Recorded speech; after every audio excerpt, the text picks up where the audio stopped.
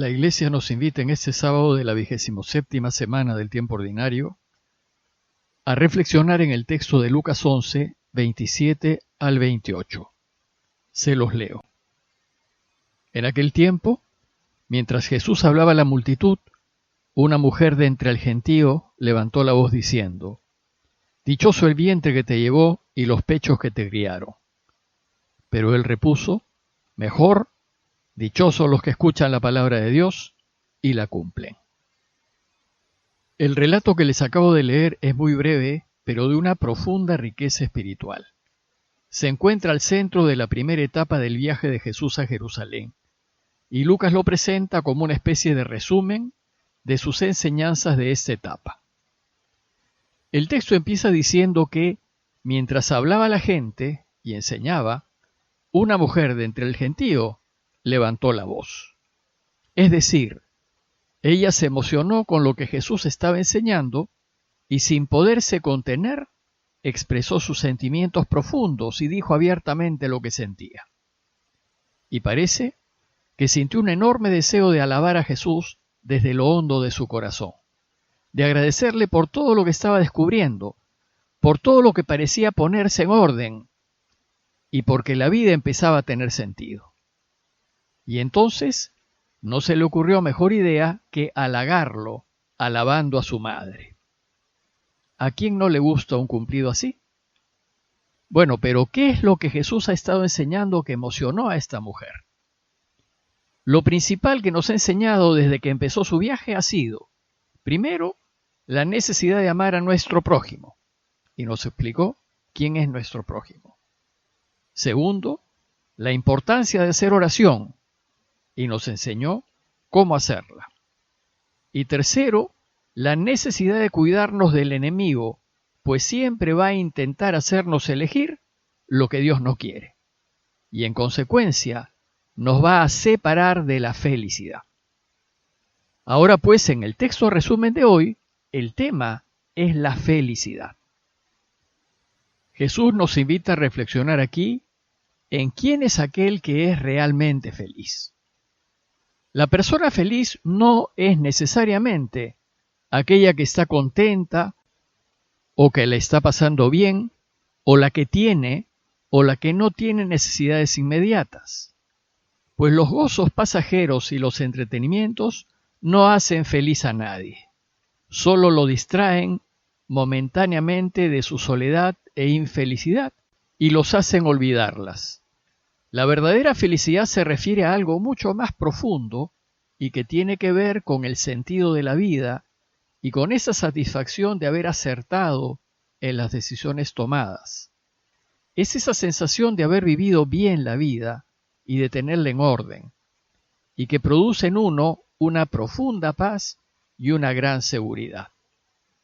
Bueno, pues quien vive así es aquel que reúne dos condiciones: querer y ser queridos. La persona que quiere y que es querida es la que es verdaderamente feliz. No necesita nada más. Incluso será feliz a pesar de los problemas y dificultades. El objetivo de Jesús es enseñarnos a ser felices y nos dice cómo serlo. Primero, nos dice que si queremos ser felices tenemos que querer. Y querer a todos, hasta a nuestros enemigos. Tenemos que ayudar, servir, perdonar y apoyar a todos sin distinción. Y estar dispuestos a perder con el fin de hacerle al otro la vida más ligera. Pero sobre todo, tenemos que querer a Dios y quererlo sobre todas las cosas. Y debemos elegir la verdad, la justicia y la vida siempre y a cualquier costo. Pero además de amar a Dios y al prójimo, si queremos ser felices, tenemos que ser queridos. El problema es que nadie puede obligar a otros a que nos quieran. Efectivamente, no podemos obligar a nadie a que nos quiera, pero sí podemos vivir de tal manera que seamos amables. Amable se dice de aquel que es capaz de ser amado, que es digno de ser amado. Se dice de aquel cuya manera de ser hace que otros lo amen. Esto sí podemos ser. podemos ser amables. Y lo seremos, es decir, nos amarán cuando seamos personas generosas y dispuestas a ayudar, a servir, a dar una mano y a perdonar gratuitamente y sin buscar ventaja alguna. Pero sobre todo, y ese es el fundamento de todas las enseñanzas de Jesús, debemos estar absolutamente convencidos de que Dios nos ama y que nos ama sin condiciones. Nos quiere infinitamente, como un papá que es todo bondad, ama a sus hijos. Somos infinitamente amados por Dios y su único deseo es que seamos felices. Y si no lo somos, no es porque Él no quiera, sino porque nosotros elegimos mal. ¿Cómo nos tendrá que querer el Padre que fue capaz de elegirnos por encima de su propio Hijo? Pues sabemos que su elección le costó la vida a Jesús. Al caer en cuenta de esto, San Pablo, emocionado, exclama en Romanos 8, si Dios está a favor nuestro, es decir, si Él nos ha elegido, ¿quién podrá estar en contra nuestra? ¿Quién o qué cosa nos podrá separar del amor de Dios? Nada, concluye Pablo. El sabernos queridos por Dios de una manera imposible de imaginar nos da una enorme seguridad y nos lleva a confiar absolutamente en Él.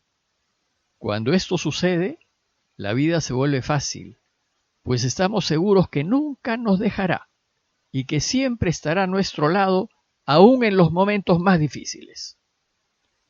Bueno, pues Jesús nos enseña que si queremos ser felices, la fórmula es muy fácil. Basta querer y ser queridos. Por tanto, vivamos como Él nos propone y lo seremos. Volviendo al relato de hoy, la mujer de entre la muchedumbre que se puso en pie a fin de halagar a Jesús, gritó, dichoso el vientre que te llevó y los pechos que te criaron. Es decir, qué feliz debe ser tu madre al haber tenido un hijo como tú. Sin embargo, aquí Jesús corrige a la mujer emocionada diciéndole, mejor dicho, o más bien, o más precisamente, dichosos son los que escuchan la palabra de Dios y la cumplen. Jesús acepta que su madre María es feliz, pero ella no es feliz por ser su madre. Ella es feliz porque escucha la palabra de Dios y la cumple. Y esta es la enseñanza de hoy. La verdadera felicidad está en escuchar la palabra de Dios y cumplirla, porque eso nos hace querer y ser queridos. Y todo aquel que lo hace será feliz. Escuchar la palabra de Dios y cumplirla es lo mismo que hacer la voluntad de Dios. Y Jesús nos va a enseñar que de esto se trata su camino, que este es el secreto de la felicidad. Veamos un poco más en detalle esto. Hacer la voluntad de su Padre fue para Jesús el motor de su vida. Repetidas veces dejó en claro que Él no ha buscado hacer su voluntad propia, sino la de aquel que lo ha enviado, y que ha venido al mundo para hacer su voluntad. Llega hasta decir que su alimento, lo que le da vida, es hacer la voluntad de su Padre. Y pedir que se haga su voluntad es lo que nos enseña en el Padre Nuestro. Más aún, va a elegir hacer su voluntad en el momento más crítico de su vida, antes de que lo tomen prisionero y lo crucifiquen. Y le reza a su Padre pidiéndole que no se haga su voluntad, sino la del Padre. Bueno, pues si queremos ser felices, debemos hacer siempre la voluntad del Padre. Porque sin duda, aunque no lo veamos claro, la voluntad del Padre es lo mejor para todos, para mí, para quienes quiero y para el mundo.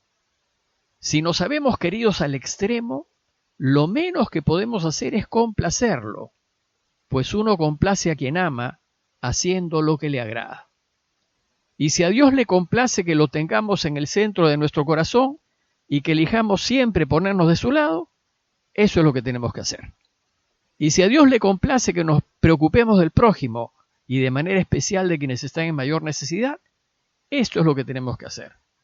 Y si a Dios le complace que amemos a nuestros enemigos y que perdonemos siempre, esto es lo que tenemos que hacer.